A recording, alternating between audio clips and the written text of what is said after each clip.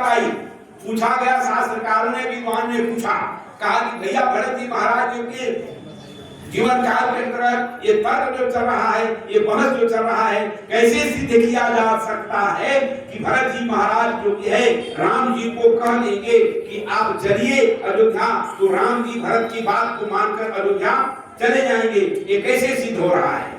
तो विद्वान ने कहा कि महाराज एक बड़ी का प्रमाण है। क्या प्रमाण है?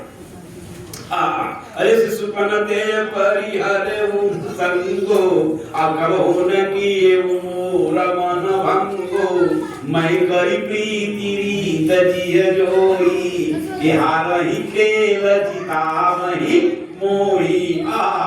भैया भरत जी महाराज के पक्षों में मां शारदा प्रसंग बहस करने लगी। अरे ये भैया भरत वही के हैं जिस समय भगवान श्री रामचंद्र जी महाराज और लक्ष्मण जी और शत्रुघ्न जी और जो कि है भरत जी महाराज, लक्ष्मण जी और जो चारों भाई मिलकर जब आंगन में फुटबॉल खेल रहे थे, आंगन में खेल रहे थे फुटबॉल या पार्क में खेल रहे थे, चलो कोई बात नहीं, फुटबॉल हो रहा था। उस फुटबॉल काल के अंतर्गत में भगवान राम और भैया भरत जी प्लेयर थे। क्या थे? प्लेयर, खेलने वाले, गेम खेलने वाले। इधर लक्ष्मण जी महाराज, राम के तरफ से गोल रोकने वाला कौन है? राम के तरफ से गोल रोकने वाले लक्ष्मण जी महाराज हैं। अब भरत जी के तरफ से गोल रोकने वाले कौन? शत्रुघ्न जी हैं। अब दो खेल खेल रहे हैं, दो खेल खेल रहे हैं।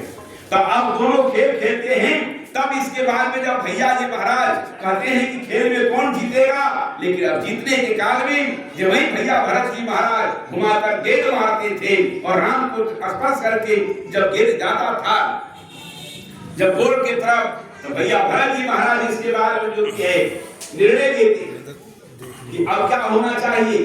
फिर जो कि है जब खेल जब कुछ गड़बड़ होने लगा तो रेफरी ने बता दिया विशिल, कहा कि बंद करो, बंद हो गया।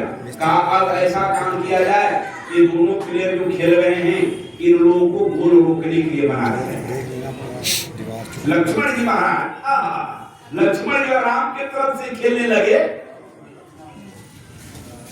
और शत्रुघ्न जी जो हैं भरत जी के तरफ लगे खेलने। तो भरत जी तो बड़े प्रवीण हैं, लक्ष्मण जी महाराज इसके बाद जो कि खेल खेल रहे हैं, राम जी गोल रोक रहे हैं। जब भरत जी ने मारा इसके बाद में हमारा गेंद उठाकर जब गोल मारे तो राम जी आंख बंद कर दिए और गोल हो गया। बोलो सच्चिदानंद भगवान। जब गोल हो गया तो भरत जी जीत गए, भरत जी जीत गए और लक्ष्मण जी हार गए। तब इसके बाद में जब नंबर आया कुछ अब पुरस्कार लेने के लिए प्रसंग आया कि गोल तो राम जी कराए हैं, भगवान की बड़ी कृपा दया हुई ऐसी स्थिति में प्रिय सज्जनों स्वयं ही भगवान राम से भरत जी कहे मैं करी प्रीति जी हरि कोई हार है खेल जिताव है कोई।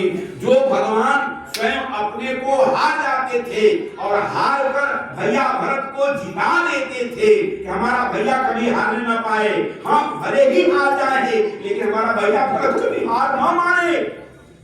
राम स्वयं भरत के लिए अपने हार को स्वीकार कर लेते हैं। तो जब राम स्वयं भरत के लिए अपने हार को स्वीकार कर सकते हैं तो भरत के कहने पर राम अयोध्या चल सकते हैं। बोलो सच्चिदानंद भगवान की।